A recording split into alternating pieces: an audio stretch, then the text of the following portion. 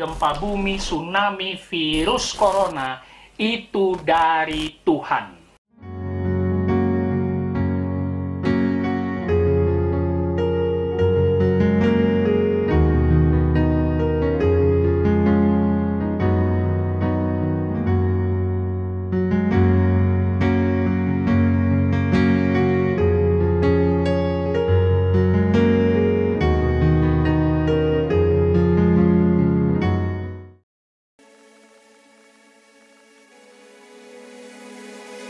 Shalom saudara sekalian, kembali lagi dalam program kita Hanya Alkitab Sola Scriptura. Hari ini saya akan memberikan pelajaran seorang diri. Jadi program kita memang harus ganti-gantian, kadang kita diskusi teologi, kadang saya memberikan pengajaran sendiri. Dan hari ini saya ingin membahas satu juga topik yang menarik, yang sering kontroversial menjadi perdebatan di antara iman Kristen, yaitu kalau Tuhan itu baik, kenapa ada penderitaan? Nah, ini sebenarnya dasar yang fundamental sekali untuk kita memahami teologi. Dan yang paling dekat dengan masa-masa kita sekarang dan ingin kita bahas adalah kenapa terjadi virus corona. Yang menjadi perdebatan, siapa yang memberikan virus corona? Apakah karena kesalahan manusia sendiri? Apakah itu pekerjaan iblis? Apakah itu dari Tuhan? Sering sekali orang Kristen memahami penderitaan secara sudut pandang teologi dan Alkitab sulit untuk memahaminya lebih dalam. Nah, hari inilah kita akan belajar, kita akan mengekspos, kita akan menggali kebenaran firman Tuhan hanya dari Alkitab. Ada beberapa orang bertanya kepada saya, Pak Pendeta, di manakah Tuhan ketika terjadi tsunami? Pak Pendeta, di manakah Tuhan ketika terjadi letusan gunung berapi yang mengakibatkan ribuan orang meninggal? Pak Pendeta, di manakah Tuhan sekarang terjadi virus corona yang sudah kita alami hampir 3 bulan yang menyebabkan seluruh dunia lockdown dan banyak orang meninggal? Saya akan menjawab dengan pertanyaan yang begitu simpel. Tuhan tidak kemana-mana. Dia berada di tahta kudusnya, tahta kekalnya sebelum gempa bumi terjadi, sebelum tsunami melanda, sebelum virus corona terjadi. Nah, itu kita harus paham dulu. Dia tidak kemana-mana. Inilah yang akan membuat kita belajar sudut pandang mengapa ada penderitaan dari Alkitab. Saya ingin mengajak Bapak Ibu Saudara, teman-teman sekalian, kita akan bahas dan expose satu kisah yang cukup terkenal dan ini menjadi referensi terkuat dari Alkitab. Kenapa ada penderitaan, dan nanti akan kita kaitkan dengan virus corona yang melanda kita, yaitu dari kitab Ayub, ya. Kitab yang sangat-sangat terkenal untuk orang-orang yang ingin belajar penderitaan. Kitab Ayub, mari kita buka Alkitab kita. Kitab Ayub, kita mulai dari pasal 1. Saya ingin membawa Bapak Ibu Saudara belajar dari beberapa bagian. Kita mulai bagian pertama, yaitu profil Ayub sendiri. Dikatakan Ayub itu saleh, jujur, takut akan Allah, dan kaya raya. Dia orang terkaya dicatat. Itu dari pasal 1 ayat 1 sampai 4. Lalu dikatakan dia taat beribadah, mempersembahkan kurban, dan juga selalu berdoa memberkati anak-anaknya. Jadi Ayub ini betul-betul orang pilihan Allah yang sangat takut akan Tuhan. Itu bagian pertama, profil Ayub. Di bagian kedua kita akan melihat tentang Allah dan iblis. Ada percakapan menarik di surga antara Allah dan iblis, di mana iblis sedang mengelilingi dunia, mencobai semua manusia, yang dimana dunia adalah domain dia, supaya manusia mengikuti semua kejahatannya, mencuri, membunuh, dan lain-lain. Tapi Allah membanggakan seorang Ayub kepada iblis. Kau lihat hamba-Ku Ayub, dia takut akan Aku dan dia jujur. Tapi iblis tidak setuju dengan pernyataan itu. Iblis berkata, tentu, karena dia selalu kau berkati. Kau berikan kekayaan, berlimpah, kau memagari dia, kau melindungi dia. Coba kau ulurkan tanganmu, jamah diambil itu semua daripada dia. Lalu kita masuk ke bagian ketiga, bencana. Ya. Akhirnya Allah menyetujui apa yang dikatakan iblis. Dia memberikan kuasa atau melakukan tindakan agar iblis menjamah tubuh Ayub, menjamah kekayaan dan hidup Ayub, sehingga semuanya hilang. Bencana pertama itu di pasal 1 ayat 14, orang Sheba membunuh budak dan penjaga-jaganya.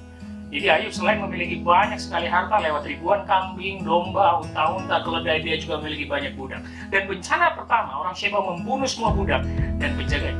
Bencana kedua, kambing dombanya mati terbakar. Bencana ketiga, orang Kasdim merampas unta-untanya yang sangat banyak.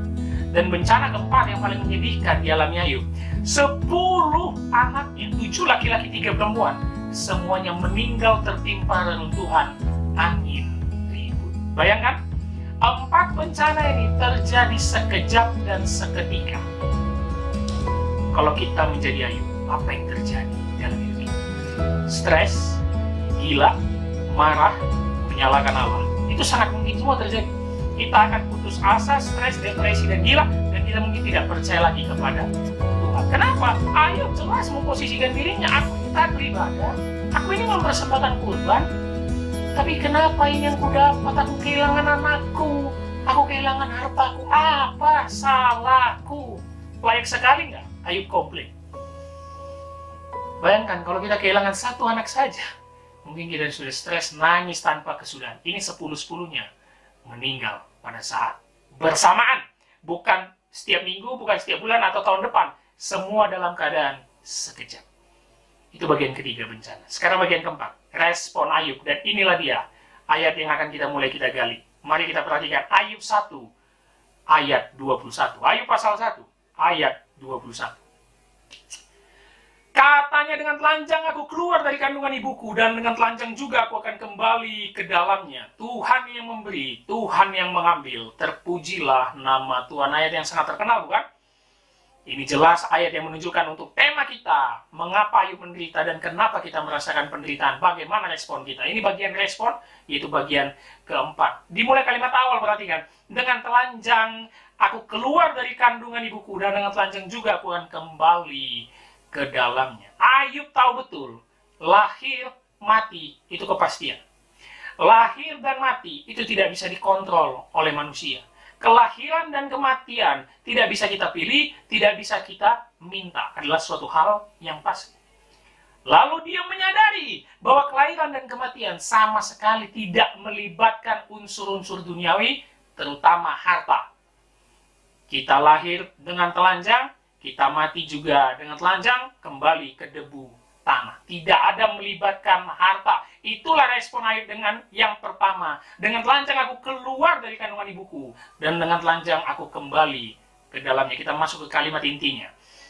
Tuhan memberi, Tuhan mengambil. Terpujilah nama Tuhan. Yang menarik dari kalimat ini, Ayub menyebutkan 3 kali nama Tuhan.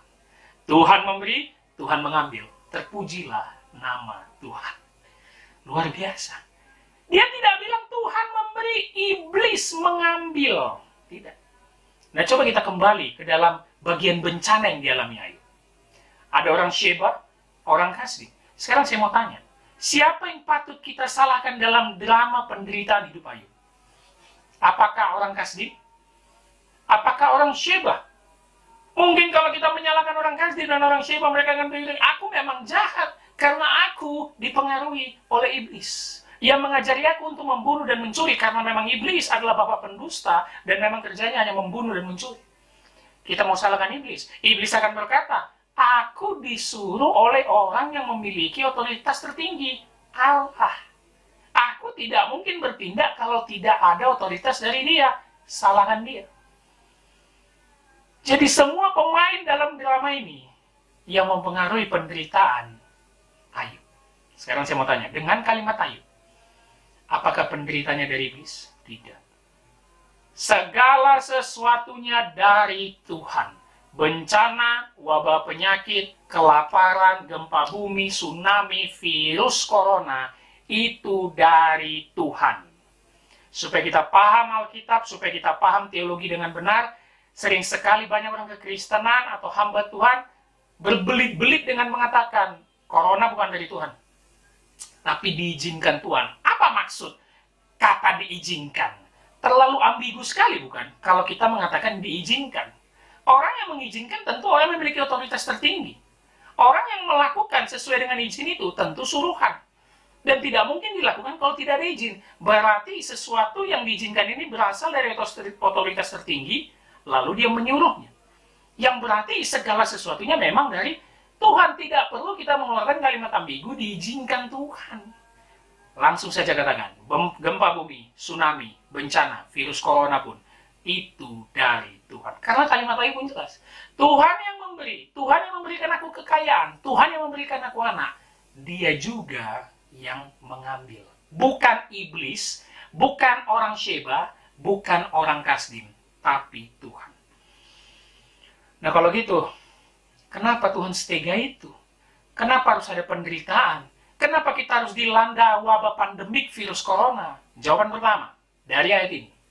Untuk memuliakan Dia. Penderitaan ada. Penderitaan diberikan Tuhan. Wabah virus corona dari Tuhan. Gempa bumi, tsunami dari Tuhan. Itu semata-mata untuk memuliakan Dia. Kalimat terakhirnya. Tuhan memberi, Tuhan mengambil. Garis bawahi.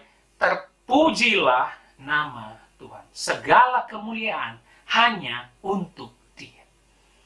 Respon Ayub sangat luar biasa. Karena dia mengerti apa yang sedang dialami hidupnya. Itu semua berasal dari Tuhan. Bahkan kita tahu ini tidak berhenti. Di pasal kedua, ternyata pencobaan belum selesai. Ayub menderita borok dari ujung kepala sampai ujung kaki. Dan kali ini, istrinya yang merespon dan komentar. Dia bilang, kutuki Allahmu dan matilah. Ternyata istrinya yang terkena godaan iblis, mengutuki Allah. Ayub tidak. Dia mengeluarkan kalimat yang hampir sama dengan kalimat pertama. Yaitu di Ayub 2 ayat 10. Kau mau menerima yang baik dari Allah, tapi tidak mau menerima yang buruk. Dia tahu ini buruk. Dia tahu ini tidak mengenakan, tapi itu semua dari Allah.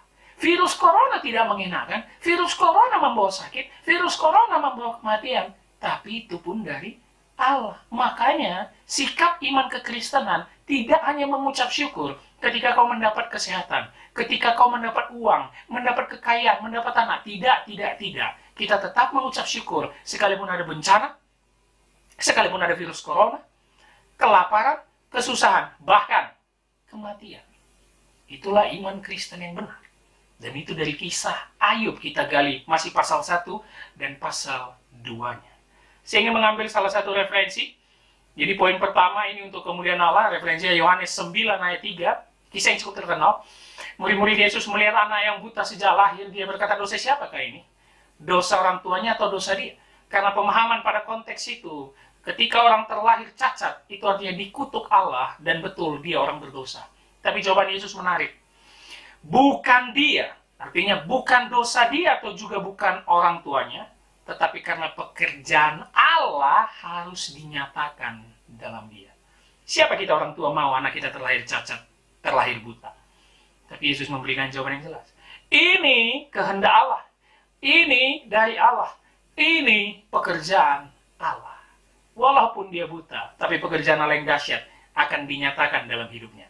Perhatikan ini, di balik penderitaan, di balik bencana, di balik musibah, di balik virus corona yang melanda kita, ada hal-hal luar biasa yang tetap Allah nyatakan. Jadi pertanyaannya bukan kenapa kita menderita. Kenapa harus ada virus corona? Jawabannya sangat simpel. Memangnya kenapa? Itulah yang dilakukan Tuhan di dalam kedaulatannya. Begitu juga referensi dengan kisah Yusuf yang kita tahu. Di akhir kitab Kejadian pasal 50. Kisah yang sangat terkenal.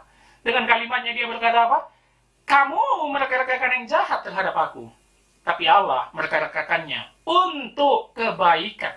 Segala sesuatu yang dialami Yusuf itu jahat, itu tidak mengenakan. Dia dibuang ke sumur, dia dijual, dia difitnah, dia masuk penjara.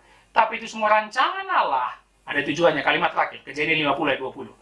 Memelihara hidup suatu bangsa yang besar. Yaitu kita tahu itu nanti Israel. Supaya mengenal Allah Yahweh yang sungguhnya.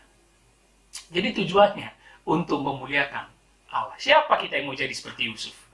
Gak ada salah dibuang, dibenci saudara, difitnah, masuk penjara. Tapi semua kejahatan itu, pemain di dalam drama hidup Yusuf sama seperti hidup Ayub. Ada saudara-saudaranya, ada iblis. Tapi itu semua berasal dari Allah untuk kebaikan. Dan untuk memuliakan Dia. Yang kedua, kenapa kita harus menderita? Kenapa ada virus corona? Kenapa ada musibah? Kenapa ada bencana? Kenapa ada tsunami? Yang kedua, untuk mengenal Dia secara benar. Mengapa manusia menderita? Untuk mengenal Tuhan secara benar. Dan kita kembali ke kitab Ayub. Dikatakan di pasal pertama, ayat-ayat awal, dia adalah orang yang saleh, jujur, takut akan Allah. Sejatinya, Ayub belum mengenal Allah. Nah, ini pentingnya kita menggali kebenaran firman ini. Ayub sejatinya belum mengenal Allah. Makanya ketika bencana menghampiri hidupnya, hartanya habis, anaknya meninggal, dia ditimpa penyakit borok. Pasal ketiga, secara kedagingan manusia, Ayub mulai mengeluh. Sudah ada keluh kesah. Dia berkata, kenapa aku dilahirkan kalau terjadi seperti ini? Lalu teman-temannya datang, 3 orang, Elifas, Bildad, Zofar. Sama saja pemahaman mereka bahwa Ayub terjadi seperti ini karena dia melakukan dosa besar. Ayub, kau pasti pendosa besar. Kenapa malapetaka yang begitu hebat terjadi dalam hidupmu? Dari pasal 3 sampai pasal 37, ini adalah keluh kesah dan perbincangan Ayub bersama sahabat-sahabatnya. Saya mengajak teman-teman untuk masuk ke pasal 38, kitab Ayub. Allah datang menanyai dia. Saatnya Allah datang untuk memberikan pernyataan. Dalam pasal 38, jika nanti Bapak Ibu Saudara teman-teman membaca, perhatikan. Allah menanyai Ayub seakan-akan berkata, engkau siapa berani ngeluh sama aku? Engkau siapa berani mempertanyakan keputusanku? Emang kau siapa? Di mana kau ketika aku meletakkan dasar bumi? Waduh. Luar biasa sekali Allah datang kepada Ayub. Lalu pasal 39, setelah Allah menanyai dia di pasal 38, Ayub mulai memahami sedikit demi sedikit siapa Allah dan rencananya. Makanya di Ayub 40, setelah di pasal 39 dia merendahkan diri dan berdiam. Dia menutup mulutnya. Ayat 40 lebih ditegaskan. Di Ayub 40, dia lebih menegaskan, aku ini hina. Satu kali aku berbicara tapi tidak akan kulangi, aku akan menutup mulutku. Aku tidak akan berbicara lagi. Aku salah mengeluh. Aku salah mempertanyakan tentang engkau.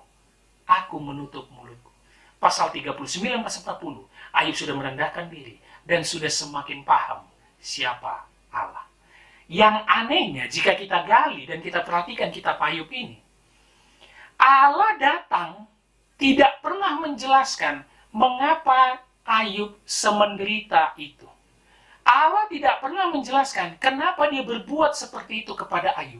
Kenapa dia mendatangkan bencana, malapetaka dan penyakit kepada Allah tidak pernah menjelaskan, saudara-saudara sekalian. Tapi Allah hanya menjelaskan siapa dirinya. Saya mau bilang, di tengah pandemi wabah virus corona, saya tahu ini sangat menyedihkan. Kesusahan bagi banyak orang di seluruh dunia. Tapi kita tidak pantas mengeluh. Kita tidak pantas mempertanyakan kenapa Tuhan tidak pantas. Karena Allah sudah menjelaskan dirinya di dalam Alkitab. Pasal 42 menjadi pasal penutup. Jawaban akhir Ayub yang sangat terkenal. Dimulai dari, aku tahu bahwa engkau sanggup melakukan segala sesuatu. Tidak ada rencanamu yang gagal. Setelah Ayub di pasal pertama dan kedua, dia mengerti Tuhan memberi, Tuhan mengambil. Dari Allah yang baik dan yang buruk harus kita terima. Yang ketiga, di akhir ini dia mengatakan, tidak ada rencanamu yang gagal. Segala kebaikan, keburukan yang terjadi di dunia ini adalah rencana Allah. Banjir, gunung meletus, tsunami, gempa bumi, virus corona, itu rencana Allah, berasal dari kata Allah. Dan kalimat pamungkasnya, Ayub 42 ayat 5 dan 6. Hanya dari kata orang saja aku mendengar engkau, tetapi sekarang mataku sendiri memandang engkau. Oleh sebab itu aku mencabut perkataanku dan menyesal. Poin kedua, kenapa ada penderitaan? Kenapa ada virus corona? Untuk kita lebih mengenal Allah. Disinilah pentingnya. Karena banyak sekarang iman Kristen yang seperti kita katakan di pendahuluan, mengeluh, tidak yakin bahwa segala penderitaan kesusahan hidupnya itu dari Allah. Menyalahkan manusia, menyalahkan sesama, menyalahkan iblis. No. Allah berdaulat terhadap segala sesuatu. Jika engkau merasa engkau manusia yang sedikit saja memiliki kebebasan untuk melakukan segala sesuatu, maka kau sedang mengklaim Allah tidak berdaulat. Allah berdaulat dari setiap inci apapun yang terjadi di bumi ini. Jika kita mengambil referensi untuk poin kedua, mengenal Allah secara benar, kita mungkin tahu kisah Rasul Paulus. Dia diberi duri dalam daging. Supaya apa? Tidak meninggikan diri. Jangan meninggikan diri. 3 kali dia berdoa, tidak dikabulkan Allah. Bahkan Allah berkata, Yesus Kristus berkata, cukup kasih karunia aku bagimu. Justru dalam kelemahanlah kuasaku menjadi sempurna. Setelah itu Paulus pun berdiam diri, sama seperti Ayub. Dan dia mengatakan satu kalimat yang penting. Apa itu? Di dalam kelemahan, aku kuat. Penderitaan, kesakitan, apapun yang terjadi dalam hidup kita, untuk membuat kita mengenal dia secara benar. Sering sekali, orang semakin dekat kepada Tuhan ketika dia sakit. Ketika dia diambang kematian. Ketika divonis dokter. Ketika menghadapi wabah virus pandemi seperti ini. Kita semakin dekat kepada Tuhan. Poin 2 ini, yang pertama. Supaya kita mengenal dia secara benar. Yang pertama, untuk memuliakan dia. Segala kemuliaan hanya untuk dia. Terpujilah nama Tuhan. Yang kedua, supaya kita mengenal dia dengan benar. Kenapa? Karena biasanya ketika kita mengenal dia hanya dari yang enak-enak, yang baik-baik, yang sehat-sehat, yang nyaman-nyaman, kita belum mengenal dia secara benar. Terkadang hantaman penyakit, bencana, pandemi virus, membuat kita untuk kembali kepadanya dan mengenal dia secara benar. Ada referensi lain mungkin untuk poin terakhir. Kenapa kita menderita? Kenapa ada virus corona? Karena dosa dan murka Allah. Segala sesuatu yang terjadi di dunia ini, segala bencana, itu karena dosa.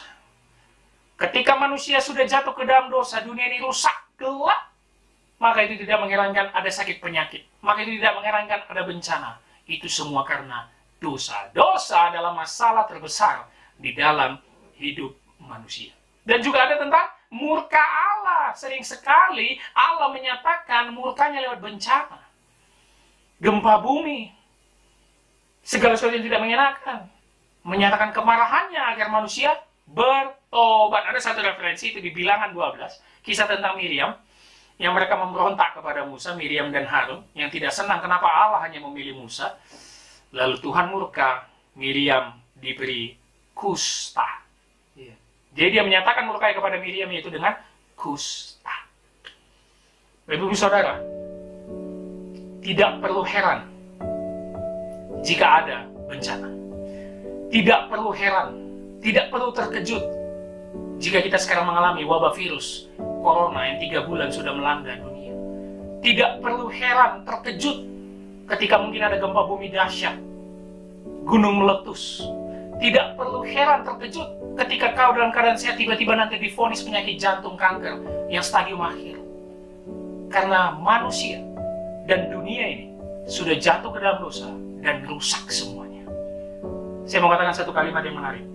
Kita tidak perlu heran dengan kejahatan dan seluruh bencana yang terjadi di dunia ini. Heranlah masih ada sedikit kebaikan yang Allah berikan, yaitu anugerahnya melalui anaknya yang tunggal, Tuhan kita, Yesus Kristus. Heranlah terhadap kasih dan anugerah itu. Di tengah dunia yang gelap, rusak dan hancur ini, masih ada kebaikan yang luar biasa dia berikan. Jangan harapkan kebaikan dari dunia ini. Jangan harapkan kebaikan dari sesama. Hanya melalui anaknya yang tunggal, Tuhan Yesus Kristus, menebus dosa umat pilihannya. Itu sangat penting. Jadi bisa juga kenapa kita menderita dan ada virus corona. Karena murka Allah, dan itu akibat dosa. Ini perenungan yang mungkin bisa jadi pembelajaran bagi kita supaya paham Alkitabiah kita dan teologi kita benar secara Alkitab. Segala sesuatu tidak ada yang berasal dari manusia. Walaupun pemain dramanya manusia dan setan. Kita ingat tadi Ayub, ada Kasdim, Sheba, Iblis. Dan yang paling penuh otoritas dan melakukan ini semua, yaitu Allah.